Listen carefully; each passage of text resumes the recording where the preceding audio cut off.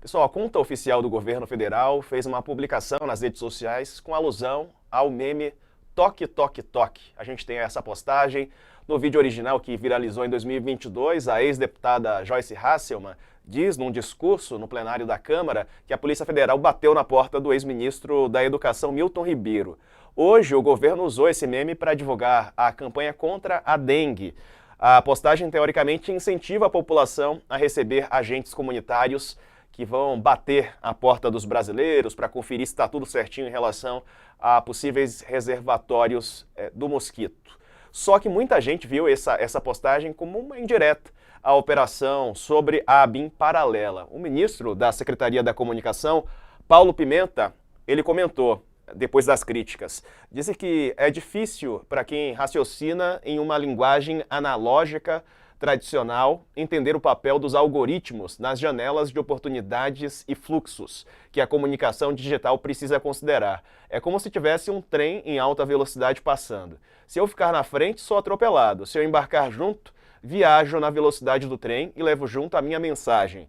A mensagem principal é a dengue, o trem é a pauta do dia. É assim que funciona. O resto é especulação e tentativa de tirar o foco, que é central e relevante neste momento. Sakamoto, concorda? Sabe que o pior de tudo é que é o seguinte: você vai perguntar para mim, acho que tem duas perguntas possíveis nisso. Concorda com a estratégia? Eu acho a estratégia boa. A estratégia vai gerar impacto negativo para o governo? Ah, vai. Sabe, são duas coisas que são paralelas nessa história.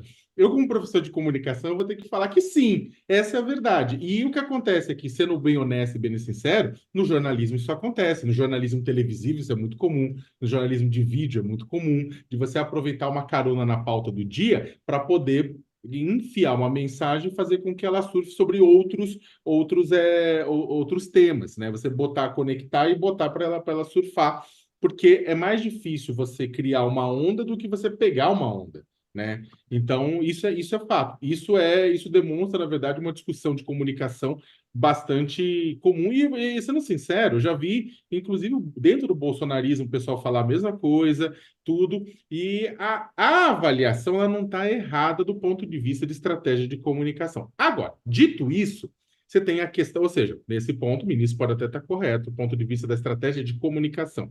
A questão isso vai ter o efeito desejado? A pergunta depende. Com a dengue, talvez tenha sim, porque o pessoal vai achar graça, vai compartilhar, vai fazer uma mensagem em cima da outra, e aí a dengue vai evoluir. Agora, vai evoluir a mensagem contra a dengue. Contudo, isso vai ter um efeito colateral do ponto de vista político, que é o quê? Que é o fato de que o governo Lula vai ser criticado por adversários ou por pessoas que não são seguidoras, que não são próximas ao campo lulista, petista, por conta da utilização do fato que ele deveria simplesmente deixar do lado, afinal de contas, é a sua polícia, por mais que tenha independência, a Polícia Federal, né, é a sua polícia que está, a polícia que é sob o guarda-chuva do Ministério da Justiça, que, por sua vez, é comandado pela Presidência da República, que está fazendo uma ação. Então, o governo deveria simplesmente ficar.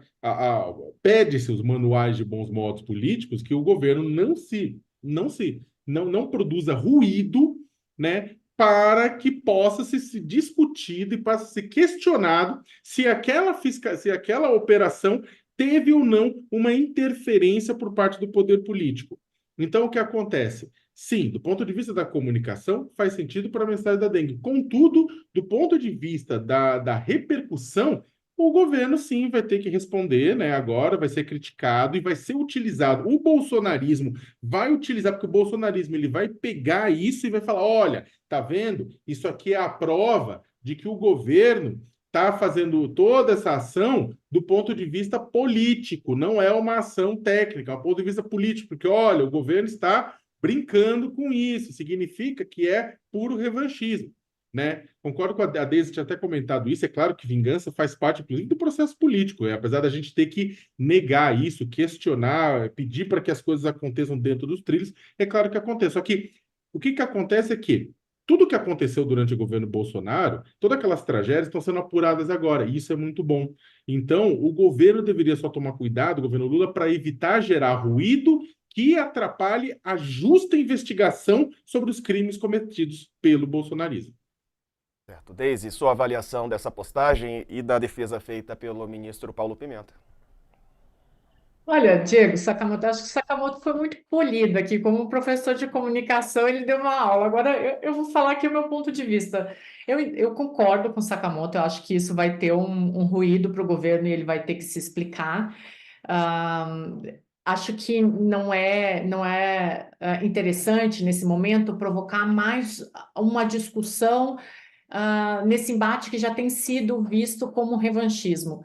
Mas vamos falar bem a verdade? Se a gente fosse uma nação um pouquinho mais desenvolvida, com um pouquinho menos de problema, e eu sou uma grande crítica dessas sátiras, e quando eu fiz meu pós-doutorado, minha orientadora, Simoneta, falava assim, que o meme ele era um reducionismo da política, então que a gente não devia prestar atenção nele. Mas com tantos problemas que a gente tem, com o uso do patrimônio público em detrimento pessoal, com um ex-presidente que colocou o estado de tensão no seu nível máximo, e com o Brasil agora andando, tropeçando e levantando, tropeçando e levantando, desculpa, eu até ri desse meme. Assim, quando eu vi aqui, eu ainda não tinha visto, eu gargalhei.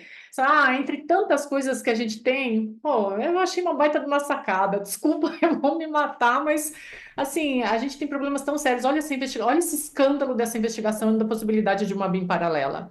Né? Olha o que a gente viu nos últimos 4 anos, olha como está a nossa economia ainda respirando. Então, desculpa, eu achei uma baita de uma sacada. Acho que como a gente está num ano, vamos lá, como a gente está num ano eleitoral, essa passa, vamos rir e vamos para a próxima. Tem coisa pior. Ô, Sakamoto, com esses novos passos da investigação, você acredita que a pré-candidatura do Ramagem subiu no telhado? Ah, subiu, mas a candidatura do Ramagem, a imprensa, ela tem sido, os colegas de imprensa têm sido muito cuidadosos com relação ao Ramagem, porque já na semana passada já tinha subido, né? O que aconteceu na semana passada não era uma investigação, não era uma operação desconectada do resto dos fatos. É claro que aquilo teria consequência, claro que aquilo teria desdobramentos, né? Então o pessoal já tá, o Ramagem já estava, hoje o Ramagem é radioativo. Hoje o Ramagem é radioativo. O Ramagem foi a porta de entrada do caos para a família Bolsonaro nesse sentido. E a culpa não foi dele. Ele foi acionado ao longo do tempo pela família Bolsonaro para fornecer informação a fim de proteger a si próprio e atacar adversários. Então, o que acontece? Agora a gente está descobrindo como isso acontecia. E jura, por o Valdemar da Costa Neto, neste momento, ele vai falar para todo mundo: não, é injustiçado, é um homem limpo, é tudo isso. Só que ele, neste exato momento, já deve estar procurando e pensando num outro nome. Porque acreditar, como ele falou, não, isso aí vai até ajudar a eleição e a campanha para ele não está pensando nos memes da campanha, né? Do espião de Bolsonaro, né? De tudo que vai aparecer, porque está começando a aparecer. Imagina daqui até outubro a quantidade de coisa que vai aparecer com o Haddad. Aliás, imagina-se que já tinham pedido afastamento do Ramagem, o Alexandre Moraes que não quis, né, que não aceitou. Mas imagina daqui até outubro, se surgir mais coisa e o Ramagem dele numa posição como deputado federal, que pode influenciar, pode tentar influenciar na investigação, tudo isso mais, imagina se isso não vai ter algum desdobramento criminal, cadeia, alguma coisa, não se sabe. Então, o que acontece é que, neste exato momento, por mais que ele brade para os quatro ventos, o que Valdemar da Costa Neto deve estar fazendo é procurando um substituto. E olha que complicação. O Ramagem, de certa forma, já é o substituto. Por quê? Porque lá atrás, a primeira pessoa que o Valdemar da Costa Neto fez juras de amor foi o senhor Walter Braga Neto, general do Exército Brasileiro, que foi ministro da Casa Civil, foi candidato na chapa de Bolsonaro à reeleição em 2022 e foi condenado junto com Bolsonaro pelo Tribunal Superior Eleitoral por conta daquela micareta golpista em que eles transformaram a celebração do bicentenário da independência no dia 7 de setembro de 2022. Então, como eles sequestraram as celebrações do Rio de Janeiro em Brasília para sua micareta eleitoral, né, golpista, não, desculpa, micareta eleitoral, golpista também, mas mais eleitoral do que golpista, eles, na verdade, o Tribunal Superior Eleitoral declarou o Braga Neto inelegível, né? Ele que agora trabalha na estrutura do PL. E aí, o Valdemar apontou a sua prioridade para o Ramagem. Só que agora a Polícia Federal botou água no chope do Ramagem. Então, provavelmente, digamos que as inscrições estão abertas para o cargo de pré-candidato à Prefeitura do Rio pelo PL. É isso, né, Deise? Para a gente finalizar. Não, eu concordo com o Sakamoto. Eu acho que o Ramagem ele perde muito capital político com isso, né? E a gente tem que lembrar que não basta só a vontade do Valdemar Costa Neto, né? Uma eleição para a prefeitura ela se faz com alianças. Quem vai querer se aliar ao tão malfadado Ramagem, né? Já era.